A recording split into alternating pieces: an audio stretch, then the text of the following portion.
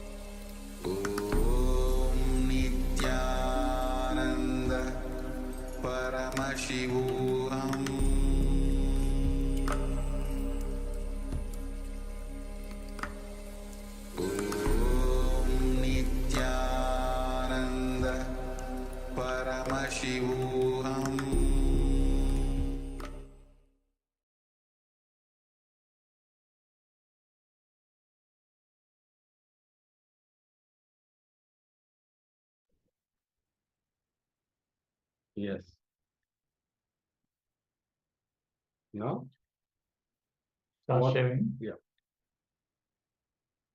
You can start sharing whatever Swamiji revealed to the current. Take a few moments and write everything elaborately in the chat, whatever you received about this page of the USK coffee table book. And then we're going to project the page and read it out on screen. So you can verify whether this resonates with what you have manifested on. Just take 1 minute to share, and then we are going to review the content. Samadhi Space is sharing. Good morning. Yes, Nithyananda, good morning, ma'am.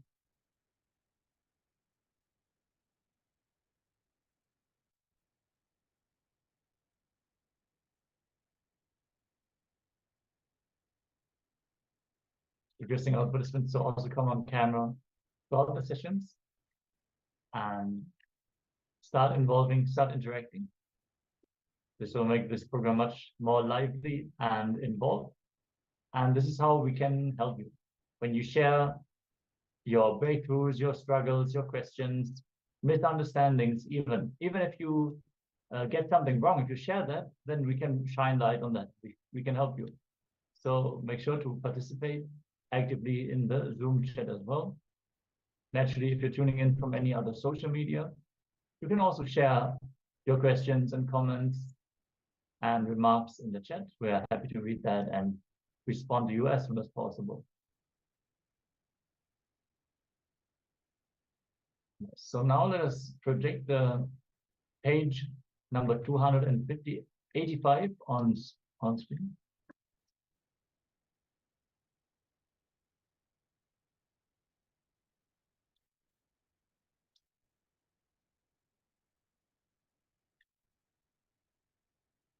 Yes. So why an avatar?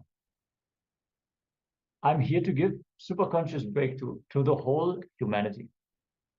This is naturally in Swamiji's words. Just a moment, we're just going to increase this a little bit.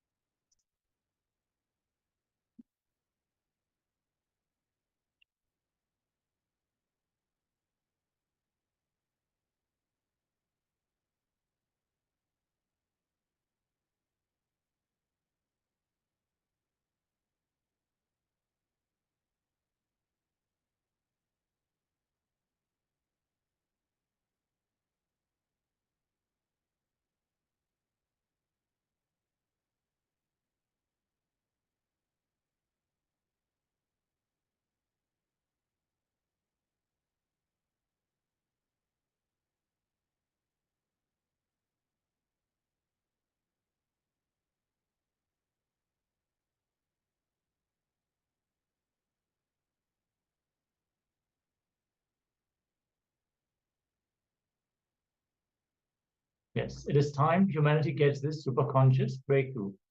I'm here manifesting KAILASA to give superconscious breakthrough to the humanity.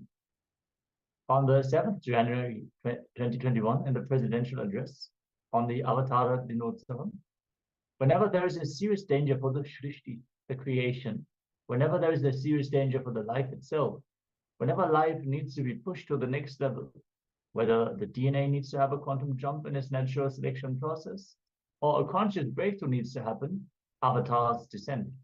For too long, human beings have spent without having the next level breakthrough.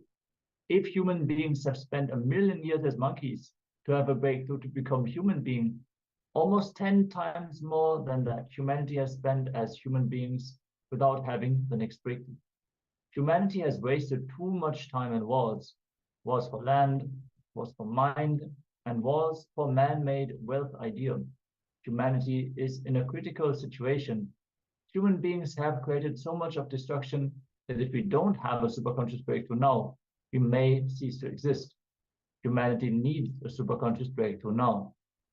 From the 11th December 2018, it's just that some happening of the avatar. What is superconscious breakthrough? The consciousness which embodies the body and mind needs to start operating in the next level of frequency. A new body, a new mind, a new internal and inter organs need to be built for a new being to manifest. To give this superconsciousness breakthrough, the avatar has happened. And why do we need an embodied avatar? The cosmic superconsciousness need to descend in the embodied form to initiate humanity to give that next level breakthrough. Embodied beings can only receive the superconscious breakthrough from an embodied being. Thus, it is the utmost compassion of the avatar to descend into the physical frame to raise humanity to the next level. In Srimad Karanagama, it extols the great signs of a descent of an avatar and how Paramashiva in his Avyakta, the unmanifest form, manifests into his Vyakta, the manifest form of the avatar. It says, Ityevam Nishkalam Proktam Param Bhavamiti Spritam Srishtitham Lokashrutam Lokasyo Pati Karanam Sadhakanam Itatham Tu Swechaya Grahate Tanu. In the way Shiva, who's Nishkala without any body and parts, who is the ultimate supreme being, who is established in the creation, who is the cause of creation of the universe, assumes a body out of his free will for the protection of the universe and for the welfare of the spiritual seekers and devotees. This is from Srimad Karanagama, Purva Bhaga, Patala 71, Sakalopati Vidhi, Sloka 8 and 9. Yes, so you can resonate anything about the landing of the avatar, or a lot of the context about avatars really was contained in this page. If you have any of the words picked up, let us know and celebrate your power manifestation as we are now getting ready to enter into the next segment of the day. We're going to have a segment on the freedom from body and mind, followed by a short meditation. Requesting all of you to settle down. Again, requesting all the Zoom participants to please be on camera, and let's get ready as we're going to receive both this jnana and the guided meditation from Swamiji himself.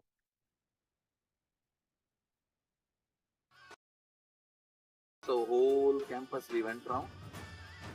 It was such high energy. So the many becomes one, not only spiritually, even socially, this celebration forms a very important part of my life, because this is the only celebration I enjoyed from my birth, at least in this body.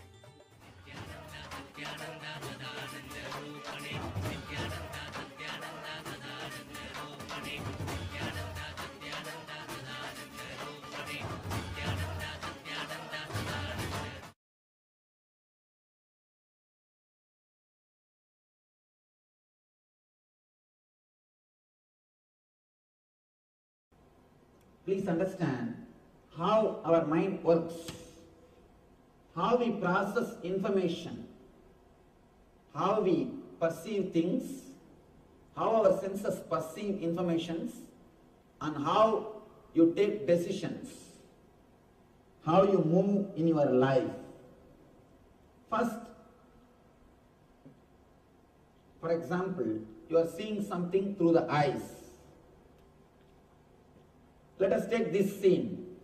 Now you are seeing something. Here I am explaining only based on eye. You can replace it with ears. You can replace it with the taste. You can replace it with smell. You can replace it with touch. With any pleasure, you can replace it. Here I am giving an example of eye. And this scene. Let us take the example of this scene. You are seeing me. First, your eyes will catch the picture or the scene. This will be taken to chakshu. Chakshu means the energy which is inside the eyes. This is called indriya. Please understand, eyes are not seeing. Through eyes, the energy is seen. Through eyes, something else is seeing. How to understand this? Sometime, your eyes will be wide open. If you are intensely listening some music, even if somebody walks in front of you, you will not know. Your ears are open. If you are intensely reading something, even if some sound happens, you will not hear the sound. It means you are not hearing just through eyes or just by ears. Something else is seeing through eyes. Which sees through eyes is called chakshu. The whole file goes to chakshu. The picture or the scene which you are seeing will go to chakshu. In chakshu, the important process happens. The whole file is converted into digital file. I am speaking in the computer language.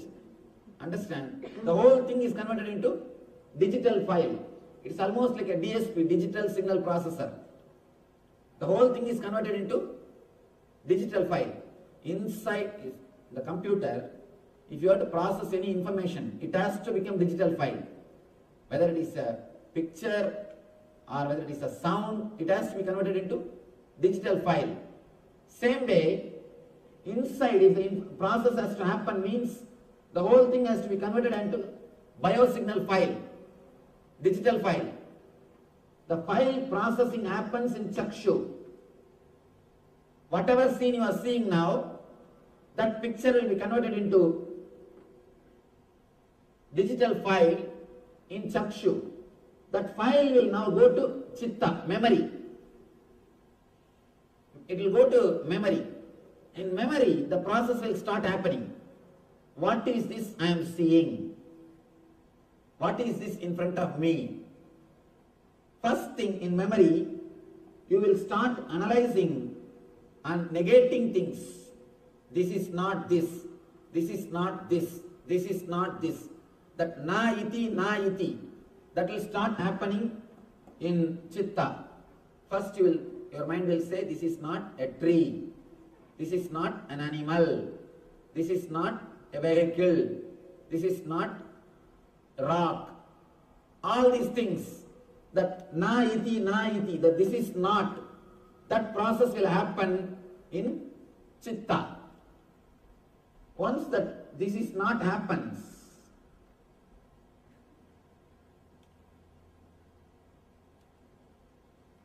the file goes to mind. The mind starts saying, this is it, this is it. In mind, you start saying, the mind starts the identification process.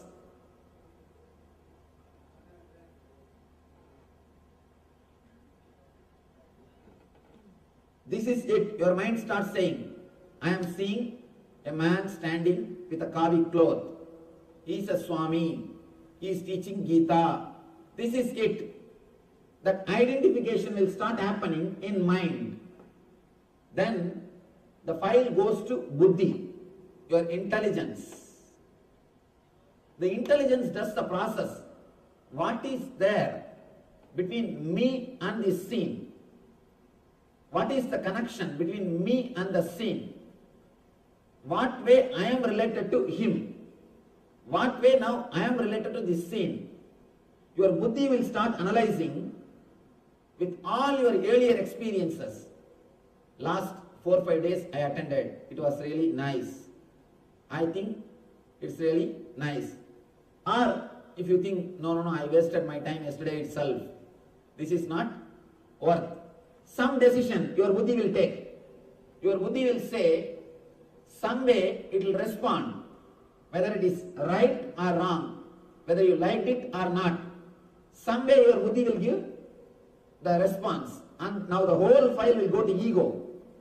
According to the buddhi's signature, the buddhi will write in the file, yes or no.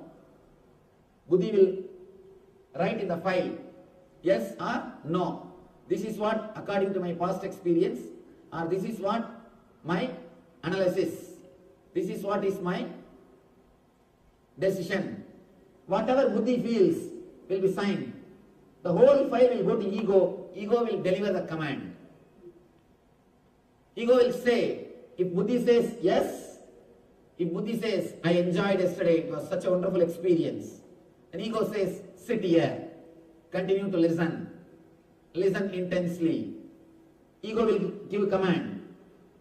If buddhi says, no, yesterday itself I wasted my time, it was boring, and this is not for me.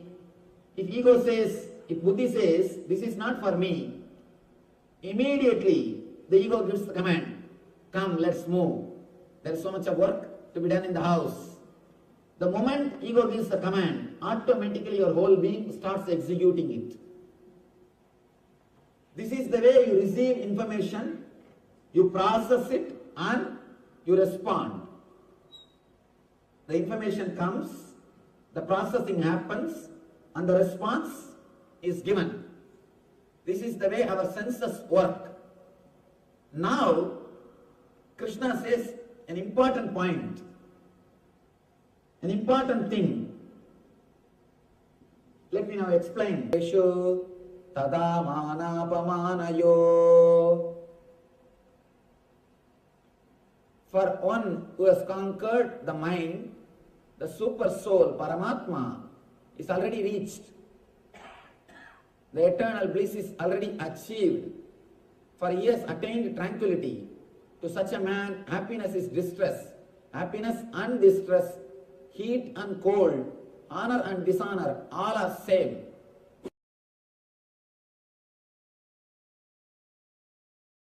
Listen carefully. I'll not only logically establish, I'll establish it experientially.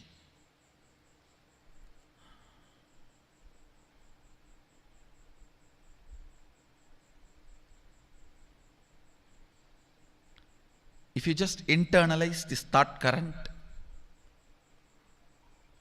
you will experientially experience how all these are modifications of your own Atman, self.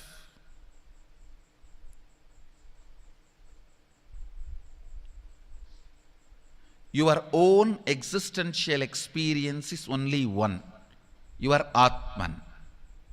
Everything else is your perceptual experience. Listen carefully.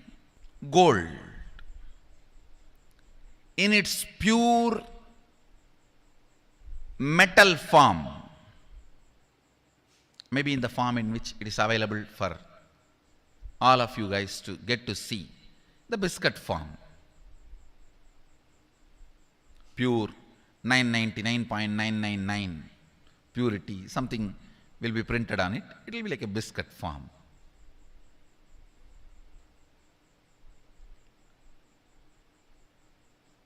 That is the existential reality, existential experience.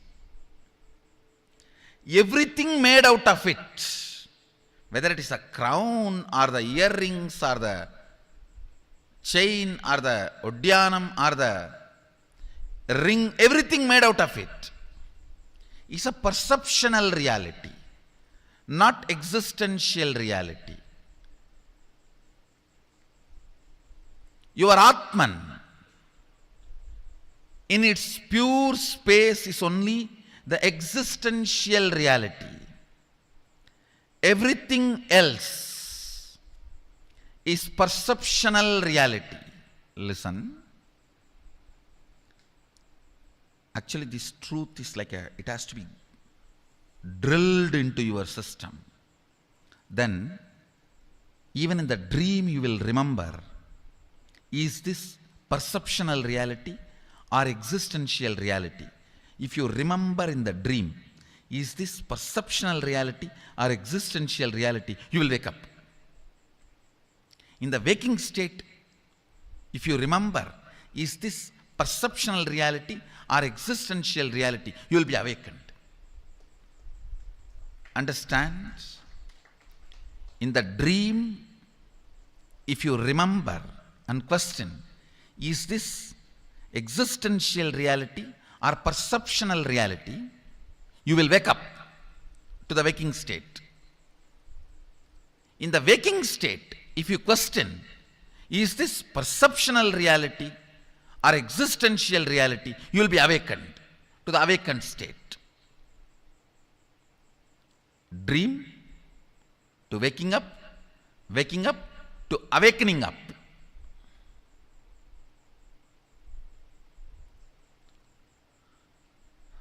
This verse need to be chewed.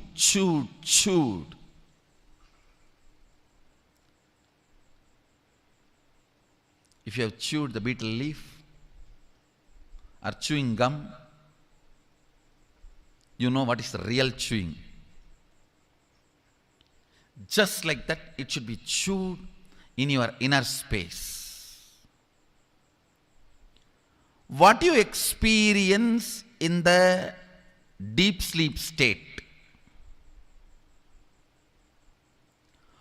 what you perceive and project in the dream state, what you perceive and project in the waking state,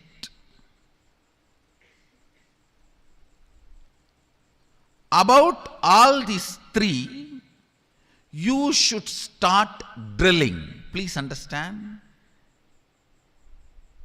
I am going to give you some conclusions, some understandings from my Atma Pramana, which is in tune with Apta Pramana.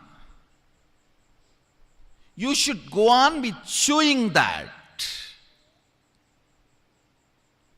Then it will become your Sakshi Pramana. Listen carefully.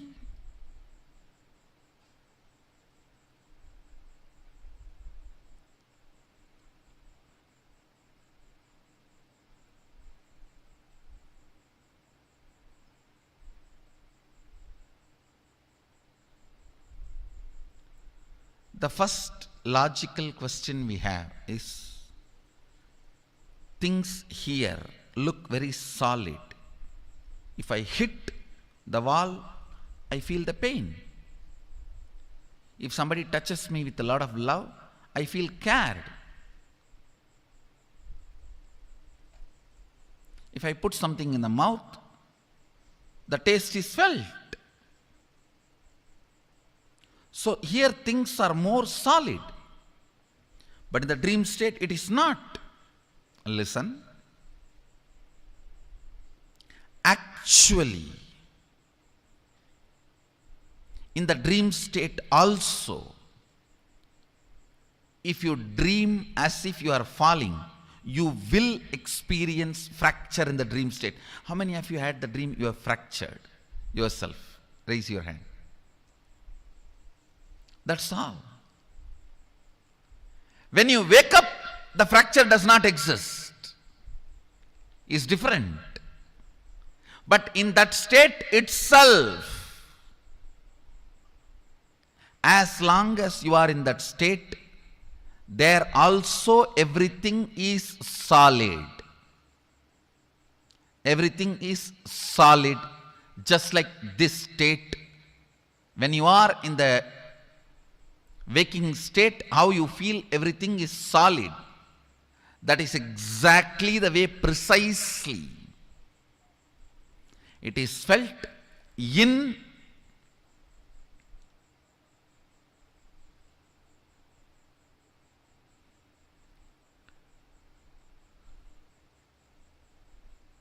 dream state also. The next question we will all be having is, oh, in the waking state I can see I am almost living 100 years. Every time, when I am 40, when I am 50, when I am 60, when I am 80, when I am 90, it is all same. Consistent. But in the dream state, it doesn't look like that. Every day when I go back to the dream, it is different. Listen. Listen carefully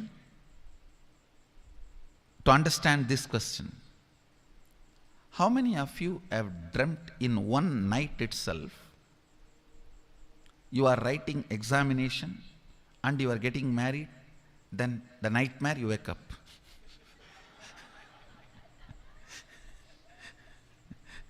No, how many of you have experienced in the one night dream itself few years? Raise your hand.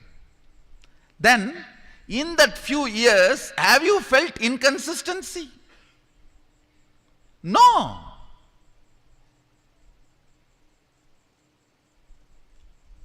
So who knows, this whole 100 years is not one night dream. Maybe you are writing examination, you are getting married, and kid, meeting the master, he roars in the dream, and you wake up, oh, who knows? Suddenly now you may wake up and say, whole thing was dream, Swamiji. Listen, perception of time, perception of stability is not existential, it is perception, because how you feel the time looks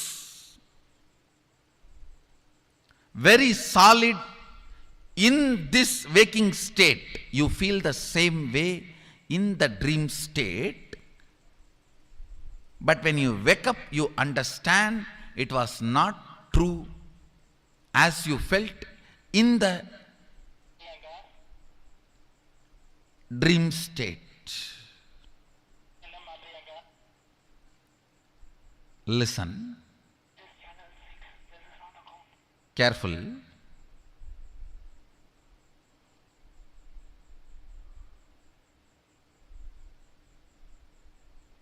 When you are out of the dream state, you can see the whole dream. You can see, you saw yourself as 20, you saw yourself as 30, you saw yourself as 40, you saw yourself as 50. You can see the whole.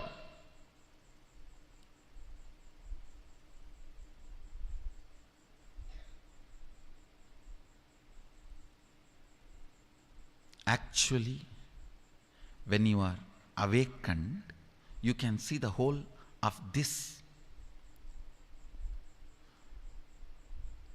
waking state.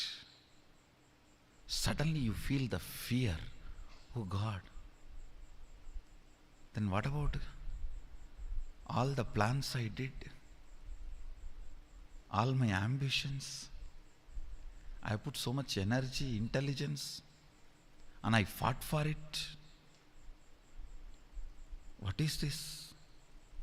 Suddenly whole thing is dream. No. Even if it is dream, it's okay. I want to live here because I have put too much energy in it. That is what I call pattern. Pattern means not letting your consciousness evolve in the natural flow of the existence. Even if I don't appear to you as a guru, the natural flow of existence, life, is hardwired to remind you by the continuous mild shocks about the true existential experience of life in the form of change.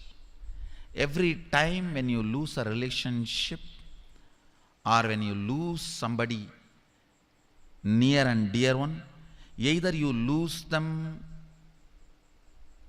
or you lose their love, you are reminded about the impermanence. This whole thing is perceptional existence, not existential existence. This whole thing is perceptional reality, not existential reality. Listen.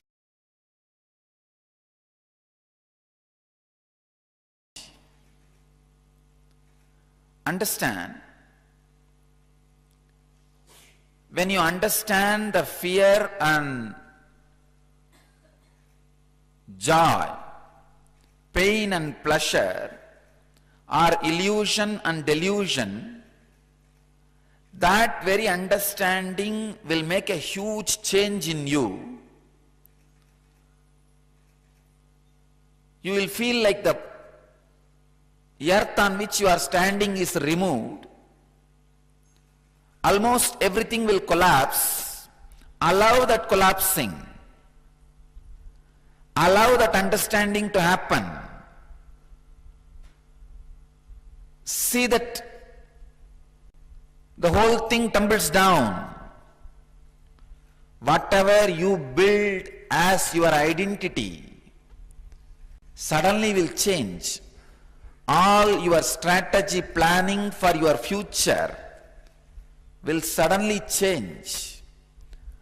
All the logic with which you build your life will completely be shaken. Allow that.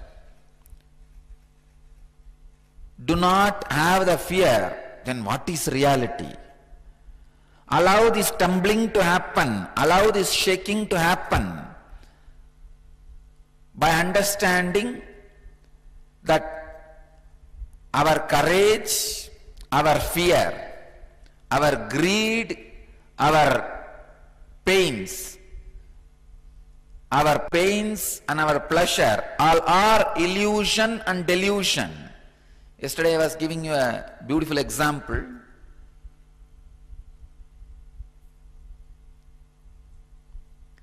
Many times life actually tests you. Life actually wants to test your stability, your understanding, your strength. But in a very foolish way, you respond and react and create whole thing as a mess. Please understand. Many times life really tests you. Do you stand this fear, which is delusion? Do you stand this greed, which is illusion? Or are you going to react in a foolish way and create bigger problems, bigger mess?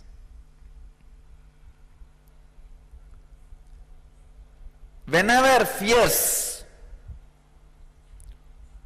take over you, or greed takes over you, when courage takes over you, when the pain takes over you, look into it. What is the percentage of it is real and what is the percentage of it is illusory or delusory? As I told you yesterday, I am coining a new word, delusory. It may not be in the Oxford dictionary. Let's add in our dictionary. See what is the percentage of it is contributed by the illusions and delusions, and what is the percentage can be attributed to the real incident, may not happen in your life. Let me give you a story. I have a story for you. The FBI had an opening for an assassin, So they started interviewing people. After all the background checks, interviews and testings were done, there were 3 finalists, 2 men and a woman. For the final test, the FBI agents took one of the men to a large metal door and handed him a gun. We must know that you will follow your instructions, no matter what the circumstances. Inside the room you will find your wife sitting in a chair. Kill her. The man said, you cannot be serious. I can't shoot my wife. The agent said, then you are not right man for the job. Take your wife and go home. He was sent. The second man was given the same job. He went inside and all was quiet for 5 minutes. The man came out with tears, and to the agent he said,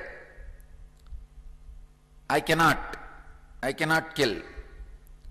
Then the agent said, you are not the right man. Take your wife and go back home. Finally, it was the woman's turn. She was given the same instruction to kill her husband. She took the gun, went into the room, shots were heard, one after another. They heard screaming, crashing, banging on walls. Then all was quiet. The door opened slowly. There stood the woman, wiping the sweat from her brow. Agent asked, what happened? She said, this gun is loaded with blanks. So I had to beat him to death with the chair. Many times life gives you the gun with blanks to test. But unfortunately, you make mess. Stand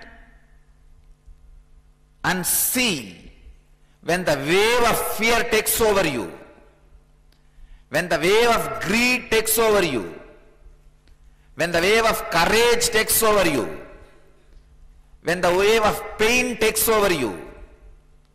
Wait, look, see. What is the percentage, the possibility of delusion and illusion? What is the possibility of the real incidents which may not happen?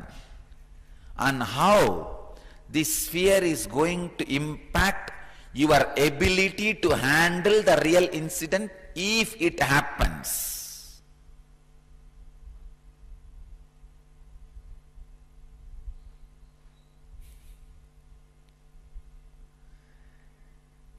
The ability to face,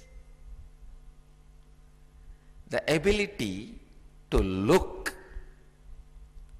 the ability to see. Please understand.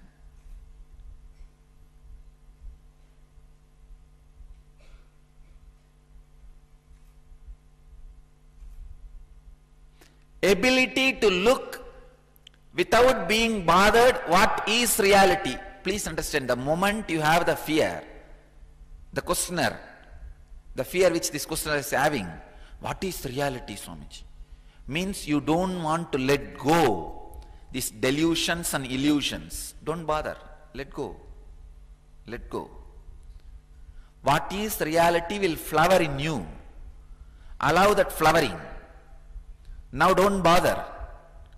Now don't worry too much about it. Allow the delusions and illusions to be removed from your inner space. You will see the real incidents, which is reality, will never hurt you.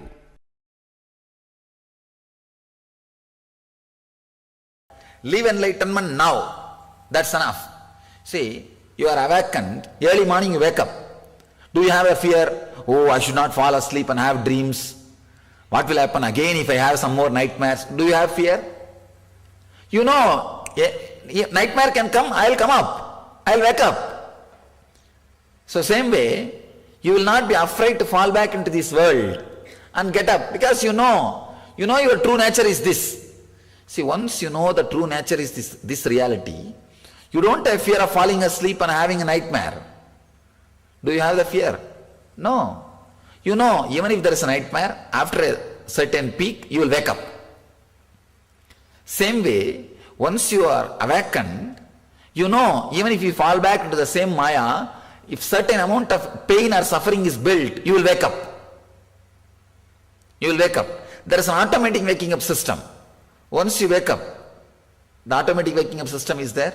You don't have to be afraid, oh, I will fall back into the same Maya, I will fall into the same rut. Nothing. You will never be a same person. You will never fall back into that same person. Don't worry. Who put the question? Rishi.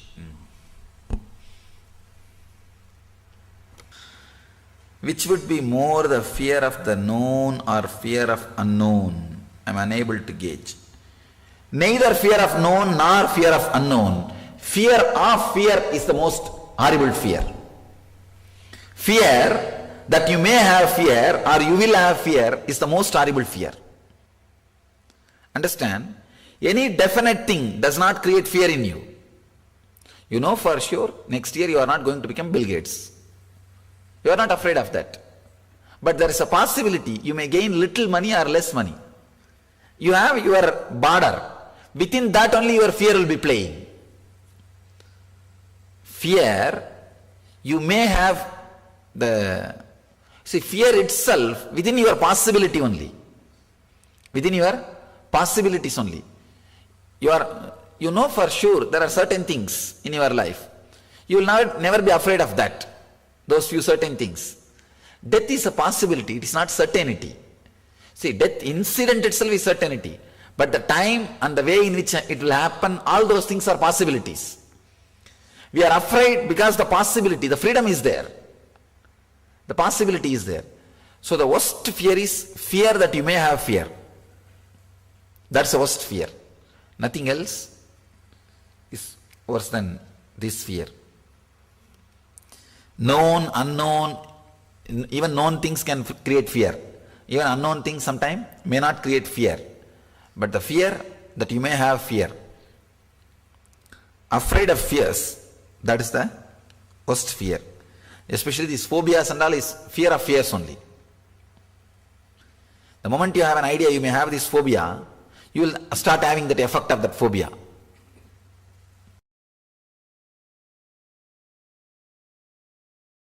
Even if you live with them, you are liberated. Even if you live with your body and mind, after knowing you are not body and mind, you will not be a slave. Please understand, slavery, the word slave can be used only as long as anything goes against your will. After knowing the body and mind, even if you live with the body and mind, you are not slave. You are not slave. Let me tell you a small story from a life of a great sage, Greek sage, Diogenes. It's a great enlightened master. One day, a group of warriors, they wanted to arrest him and sell him in the slave market. He used to be so graceful. They thought, if we can capture him and sell him in the slave market, we will get a good money. We will get a lot of money. They prepared some 5-6 guys with all the weapons, with all the preparation. They are approaching him to attack. I don't know, it is attacking us now. Hey, what's happening? This group of people, they go and try to attack him. They were surprised. If he has responded, naturally, they wouldn't have felt surprised. It is usual. They went with all the preparation to capture him.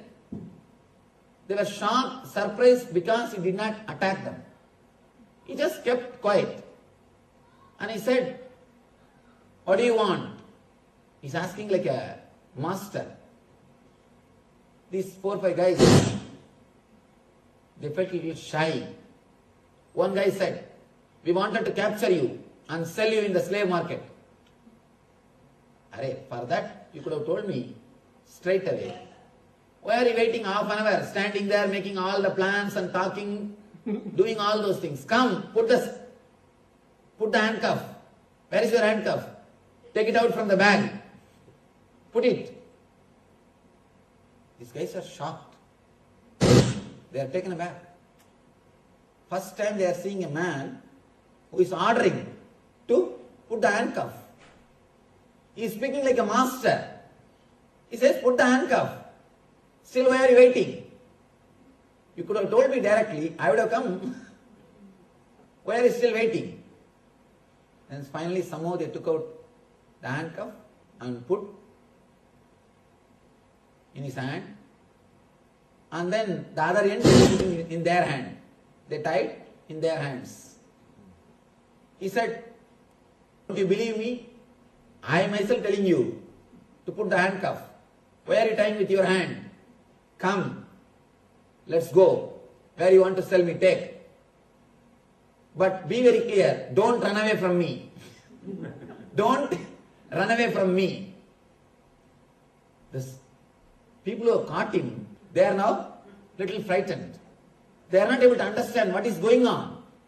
They are not able to understand what is happening. And slowly, they started feeling small. Diogenes says, "Fools, I know the knack or the technique of freedom. I have already experienced the tremendous inner freedom. So I know nothing can bind me. Try your best to play your game. Let us see where it leads." And he walks. And he walks on the road like a king. And these guys are walking like slaves. People are standing in the road. When they saw him, he said, "They are all my slaves. They can't leave me. They are all my slaves. They can't leave me." One guy is asking, "Hey, you are only slave. We are not slave." He said, "You see, don't tell I am your slave. Because even now, if you leave, I will run away. But now I am leaving you. Will you run away?" Diogenes says, "If you take this handcuff, I will run. But I am taking this handcuff. I am letting you all free. Will you run? You will not. You need something from me. Because of that, you are my slaves. I don't need anything from you. Because of that, I am not your slave. You may not have the handcuffs, but slavery is related to being, not related to body." Then they take him to the market. Straight away he walks to the table where the slaves are supposed to stand and the auction will start. He comes and stands. One guy shouts, "Here is the slave. If you want to bid, please come out. We are starting the auction. If you have enough money to bid for him, you are welcome to start the bidding." Suddenly Diogenes says, "Stop. Don't say, 'Here is a slave.' Tell, 'Here is a master.' And if you can afford to bid for him, come. If you have enough money to bid for him, come. You can take him." Of course, nobody dared to come and take him. And naturally, after 3 days, these guys, they felt, why unnecessarily feeding and taking care of him? And nobody is going to take him. Let us at least let him free. So automatically, they got frightened. And they thought, if we sit here continuously, at some point, he may sell us. And he may convince us and he may sell us. We don't know what this guy will do. And we don't know about him. So they left him and ran away. Of course, The story is a story, but the truth behind the story, the idea behind the story, as we understood, once you understand you are not the body and mind, nothing can enslave you. You can never become a slave. Even slavery cannot enslave you. Slavery can enslave you as long as you are not ready to cooperate the slavery. Please understand, it's a very subtle point. If you understand you are beyond body and mind, if somebody tries to enslave you, you will not resist. When you don't resist, you will never be slave. Anything which goes against your will only can enslave you. Here, you are in a totally different space, you are totally different consciousness, and nothing can go against your will. And you will never have a will which can make you feel like a slave. And you will be just flowing with the river. You will be just flowing with the current. You will disappear into the divine. So nothing like slavery can happen to you. Your very consciousness will be beyond slavery. Your very being will be beyond slavery. And nothing can enslave you. That's the reason here Krishna teaches you the secret of understanding the body, mind and consciousness. Kshetra and Kshetrajna. In those days only all this physical slavery existed. Now psychological slavery. Understand, many ways we are living in a psychological slavery way. We are psychological slaves of many things. When something is advertised, straight away it goes and sits in your head. And within few days you do something and get money and spend for that. We live in psychological slavery world. The world in which we are psychological slaves.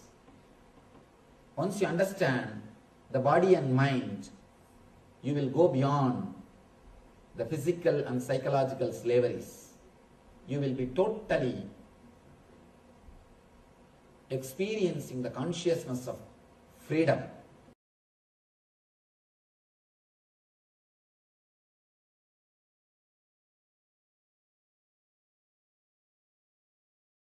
There are different levels from which you can operate the body. One level from fear, one level from greed.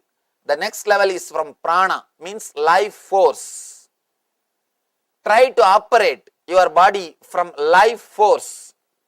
Let the cognitive shift happen in you. Only then this technique will help you.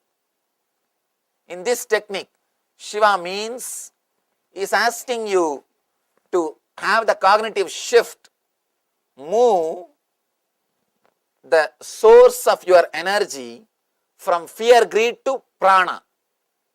That shift has to happen in you.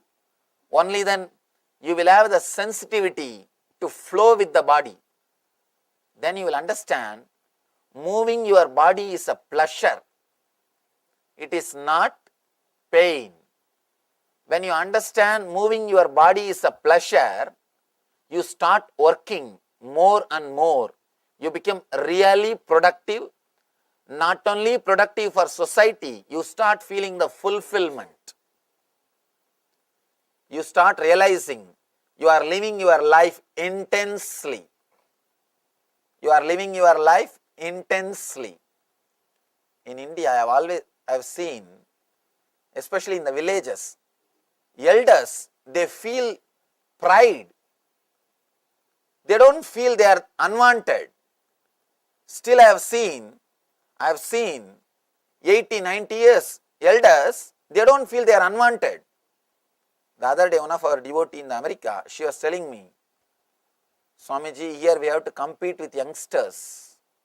Whether it is job or anything, we have to compete with youngsters. One elderly lady, one of our devotees, she was telling me, we have to compete with youngsters. We have to prove ourselves up to their level. And in India I have seen people, elders, they don't feel they are unwanted. They feel they are respected. And not only that, they feel a tremendous pride and grace because they lived their life intensely. Whoever has not lived their life intensely, naturally they feel the unfulfillment. They go on cursing their sons, grandkids, the mother-in-law, daughter-in-law, constantly they curse everybody. They say, this fellow has not taken care of me, that fellow has not taken care of me, he ran away to that country, he ran away to this country, he is not around me. You curse others only when you have not lived your life completely. If you lived, if you are alive, you do not bother about others, you do not curse about others. If you have just survived, then years have passed, but you never had any intense experience in your life. Just a mediocre life. What you achieved in your life? Had one car and house and paid mortgage to that car and house, that's all. Bought a house, bought a car, paid mortgage to that car and house, 30 years over. Nothing else. Your whole life can be written in 3-4 sentences. People come and ask me, Swamiji, why in all graveyards the date of birth and date of demise is written? Birth and death. Why these two are mentioned? I tell them, nothing much has happened between the two. In many lives, only that two has happened. Nothing much has happened between the two. So there is nothing else to mention. There is nothing much to mention. That is why we speak only about birth and death. Our life, if it is driven only by fear and greed, greed means birth, fear means death. You will end up only from birth to death. Never the life will happen to you in between these two. If you move and start moving your body for no reason, without the root of fear and greed, only then you will experience life, prana itself. Unless you experience prana, this meditation is not going to work for you. If you are interested doing something, if you are a painter, if you are a dancer, if you are an artist, this meditation is for you. If you do some voluntary service, this meditation is for you. Shiva gives so many different techniques for so many different people to use in so many different situations of the life. This is the technique for the people who move their body for no reason. When you are walking, if your hands are flowing, if your hands are moving for no reason, when you are sitting, if your hands are flowing for no reason, when you are working, if your body is flowing for no reason, when you are laughing, if your whole body is laughing, then this meditation is for you. This is for you. If that is not happening in you, try to come up to that level first by doing some social service. Some service which does not bring you money, name and fame or status. It should not bring you name or fame. Even if it brings name or fame, you will start calculating.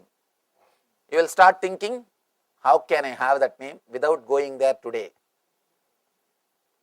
How can I do that without going there today? We will start becoming intelligent. We will start becoming calculative. No, that is not going to work. Where you can experience the space beyond name or fame or money. At least half an hour. Then you will understand how to move the body without fear and greed. Here, Shiva gives a beautiful technique. Let's see the technique itself. He says, are moving in a moving vehicle, rhythmically swaying. Next time when you are traveling in car, maybe from here to the house, just sit in a relaxed way. If you are driving, better don't try. if you are not driving, first thing, just feel relaxed. Try to feel how your whole body is positioned inside the vehicle. First step.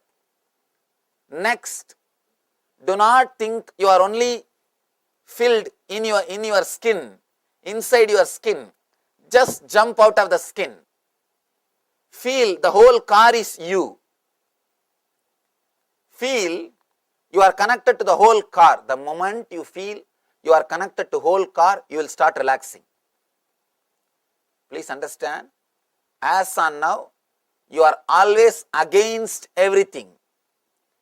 Whatever is around you, you are against it. You resist it. Just take few minutes and feel you are filled you are filled in the whole car, or you are filling yourself with your whole car is filled by you. The moment you start visualizing the whole car is filled by you, you will stop resisting to the car's movement and your body movement.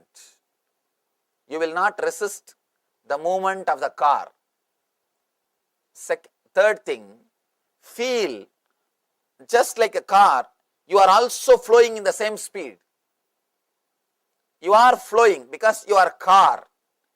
You are no more this body. Just jump out of the skin. Do not think you are enclosed only in the skin. Just feel you are this whole car. You are the whole car. Naturally, you will feel the speed in which car is going.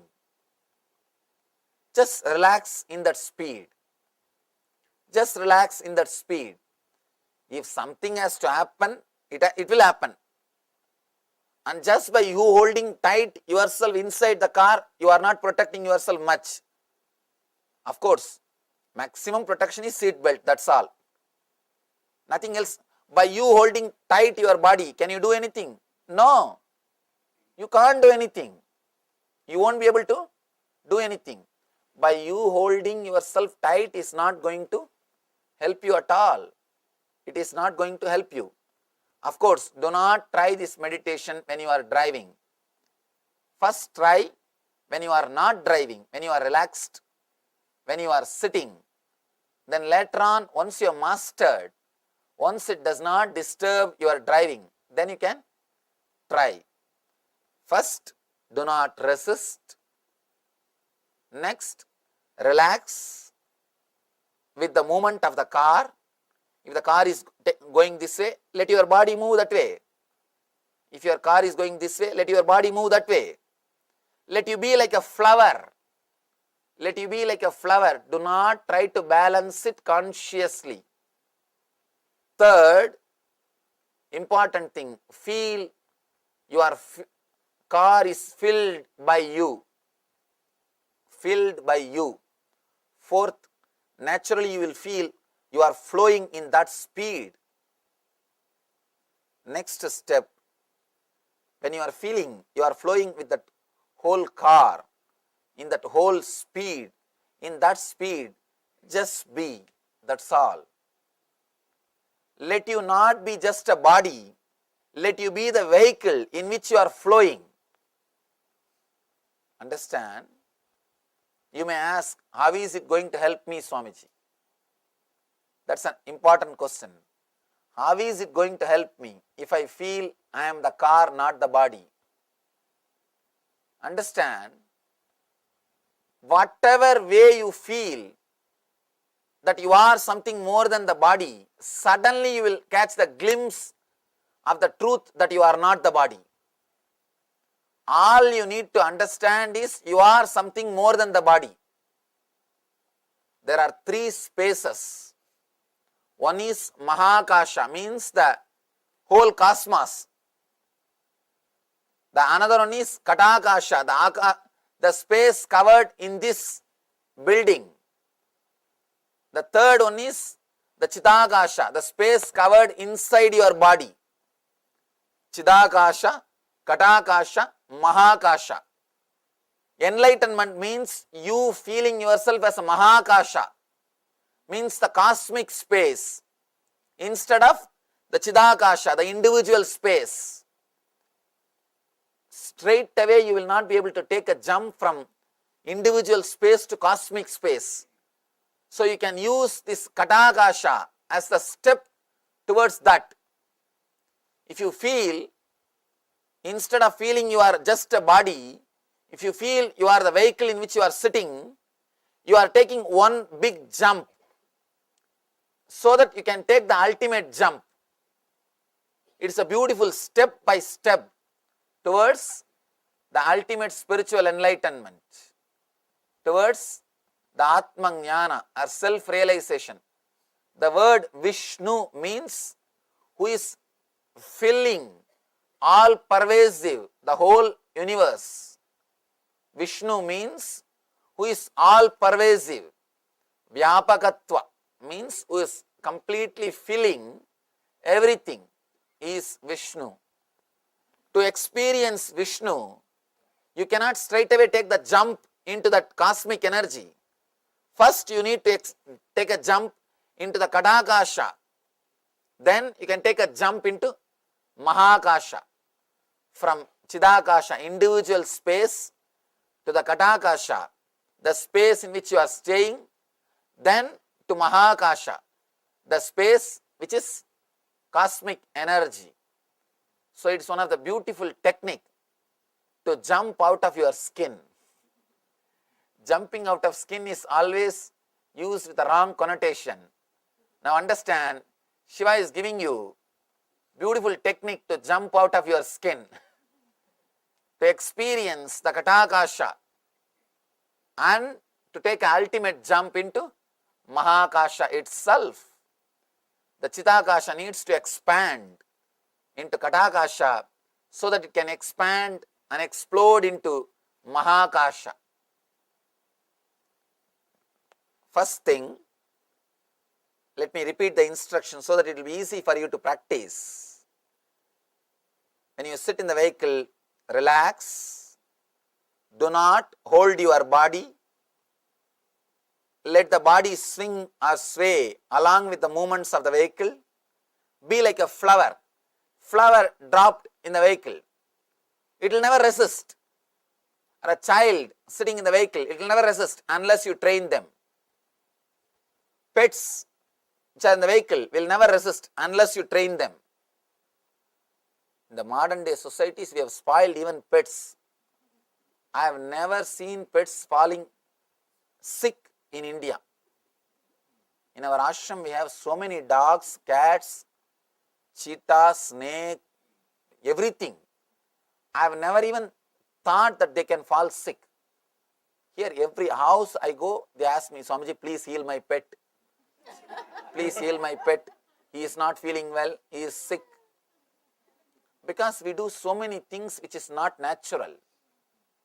Which is not natural. What to do? That is why they feel sick. And I heard even they put clothes on the pet. God. Anyhow, let's not talk more about that. God. Now I have to tell him to develop his system. He doesn't know that pets will have winter and you know. He doesn't know, but we know. I'm surprised. Anyhow, just be like a flower. Do not resist. Third, feel the car is filled by you. Fourth, feel the speed of the car as if your whole body is moving. There is no two, your body and car. There is only one, the vehicle, car, that's all. Fourth thing, the fifth thing, just be with that flow, that's all. Just be with that flow. Now, there will be naturally one more question. When I am not in the vehicle, how to do it, Swamiji?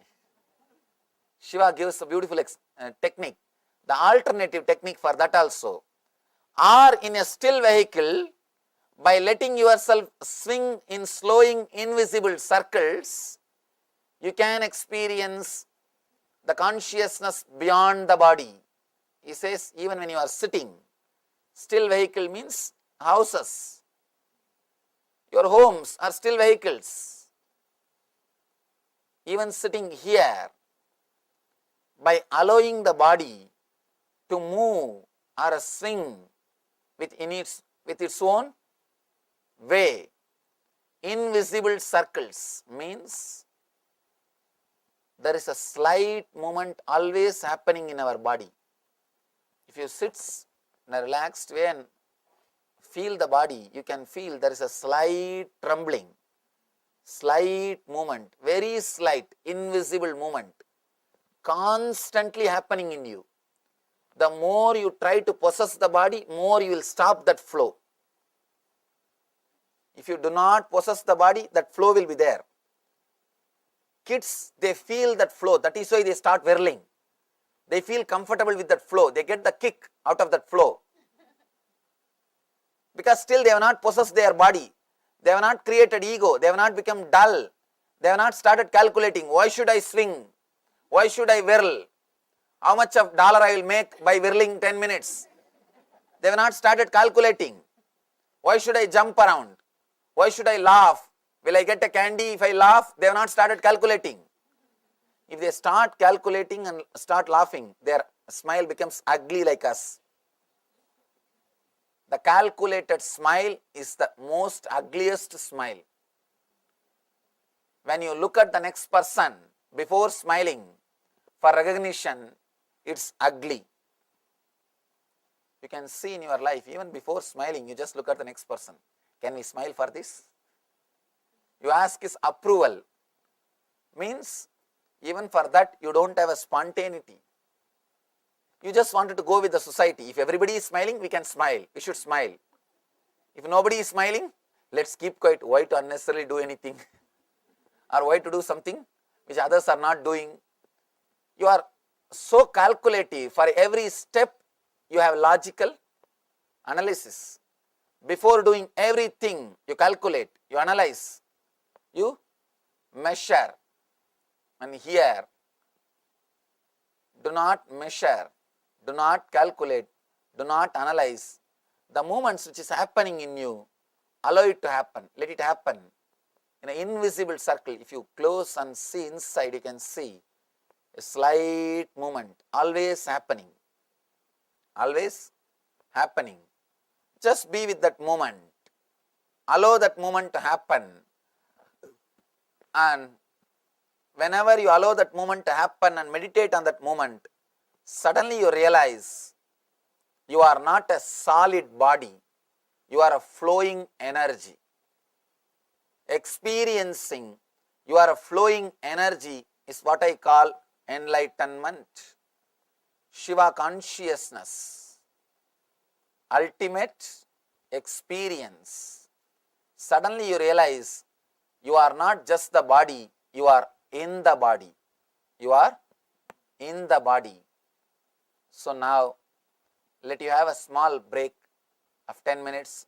We will come back and practice this meditation to disengage ourselves from the I.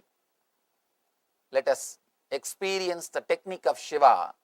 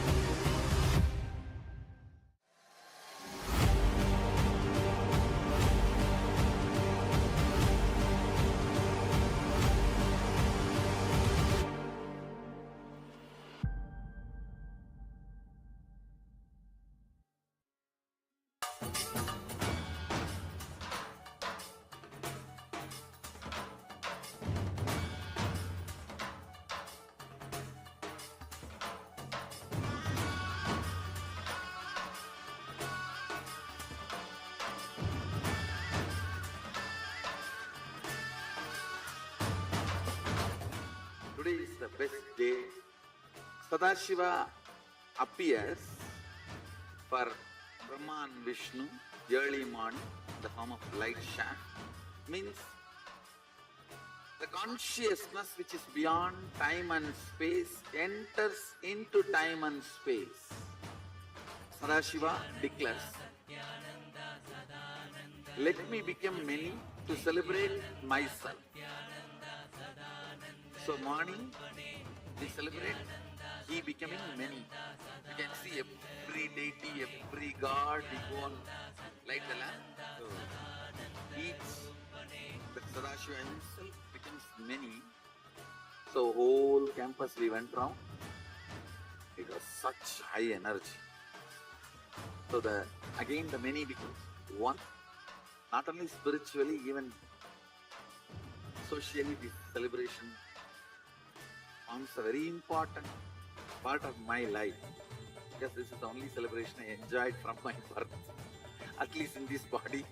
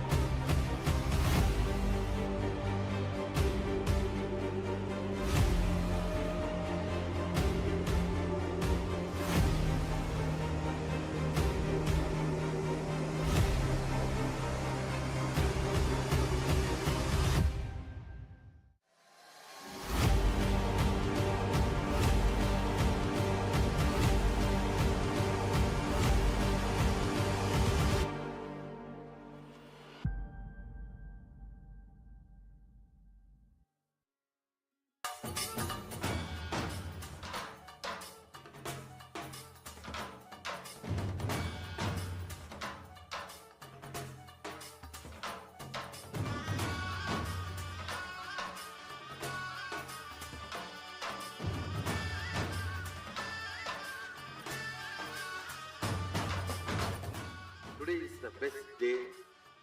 Sadashiva appears for Brahma and Vishnu early morning, the form of light shaft, means the consciousness which is beyond time and space enters into time and space.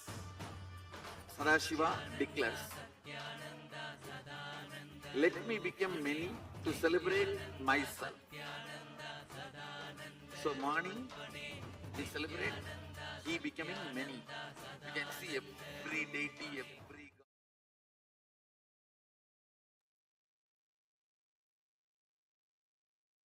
Yes. We have learned about Swamiji to learn from Swamiji how to go beyond body and mind. I hope you all enjoyed the powerful meditation. So let us now internalize on this very principle. Once you understand the body and mind, you'll go beyond both the physical and psychological slaveries. You will totally experience the consciousness of freedom.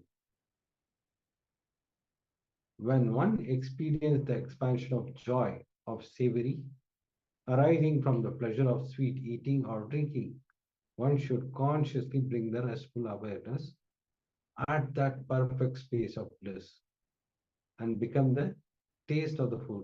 Then there happens the supreme bliss, the state of Sadashiva, which is explained in Vijnana Bhairava Tantra, Sutra 72.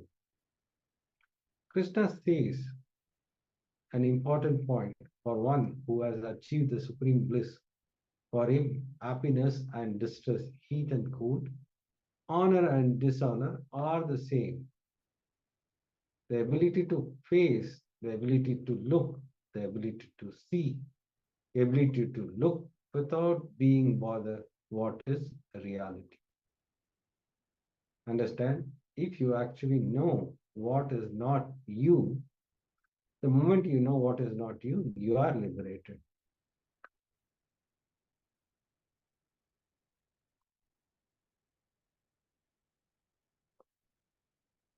Now we'll enter into the exercise.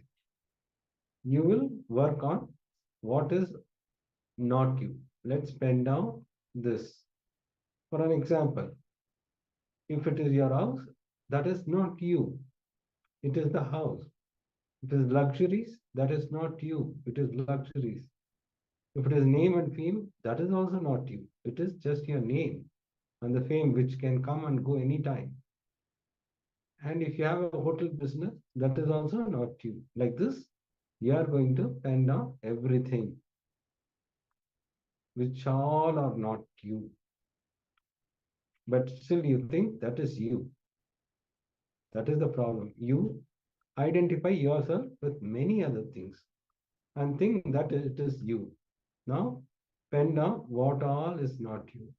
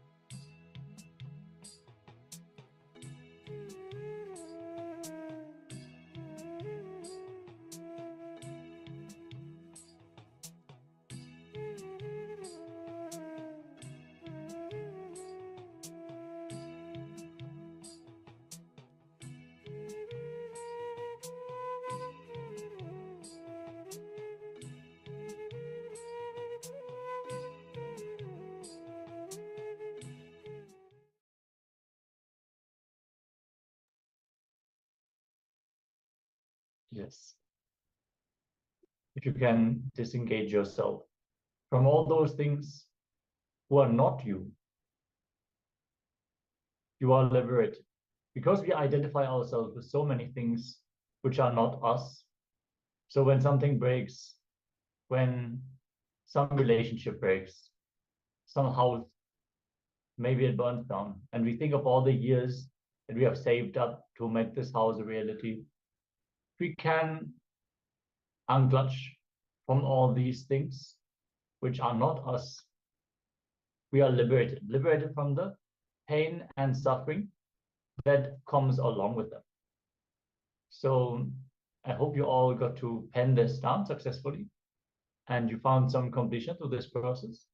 If you want to share your experience, please put it here in the chat.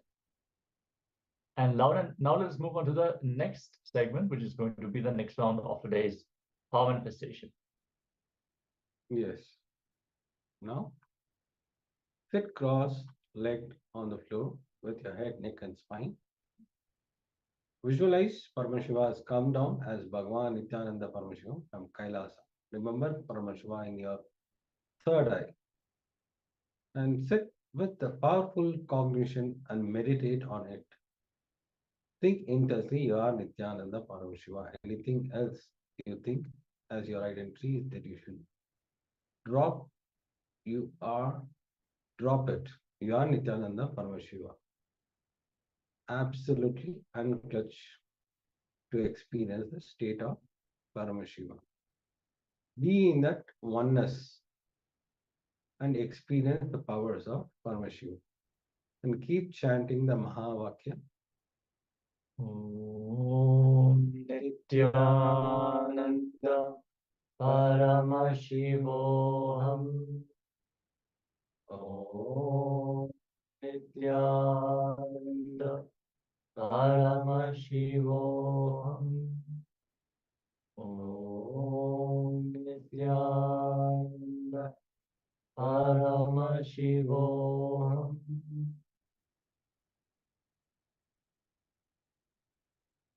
Today, you are going to manifest page number 425 of the Guaranteed Solution book. Begin verbalizing whatever is being revealed through the third eye. We'll give you some time.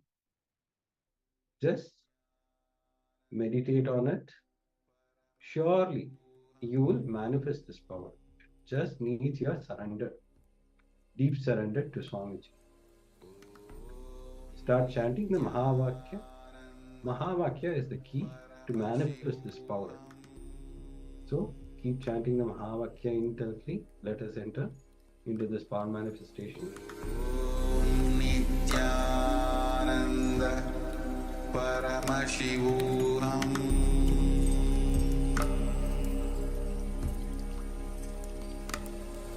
Om Nithyananda Paramashivoham.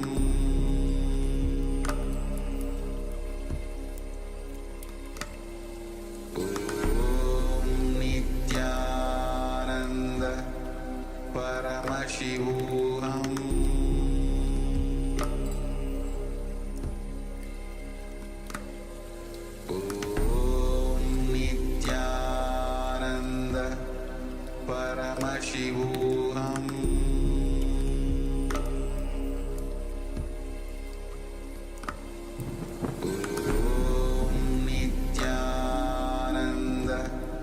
Paramashivoham. Paramashivoham.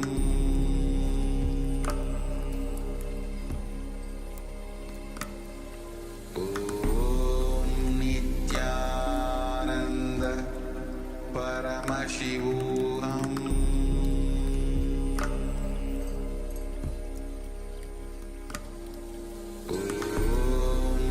Nithyananda Paramashivoham.